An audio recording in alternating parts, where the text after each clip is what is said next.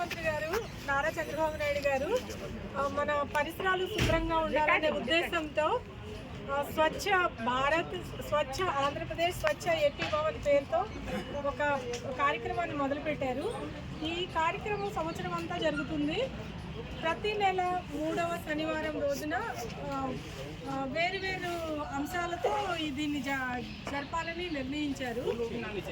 దీనివల్ల మన పరిసరాలు శుభ్రంగా ఉండాలనే ఆయన ముఖ్య ఉద్దేశము.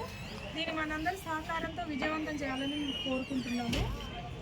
మన ఇంట్లో వచ్చే తడి, పొడి, హానికరమైన 3 రకాల చెత్తల్ని విడివిడిగా పెట్టి బ్లూ డస్ట్బిన్లోనేమో హానికరమైనవి, గ్రీన్ ఏమో తడి చెత్త, బ్లూ ఏమో హానికరమైనవి ఎర్ర రంగు డస్ట్బిన్లోను, గ్రీన్ది తడి చెత్త, బ్లూ వచ్చేమో పొడి చెత్త విడివిడిగా వేసి పెడితే అది దాన్ని సేకరించే వాళ్ళకి కూడా సులభంగా ఉంటుంది. దాని తర్వాత ఉపయోగించడానికి కూడా వీలుగా ఉంటుంది.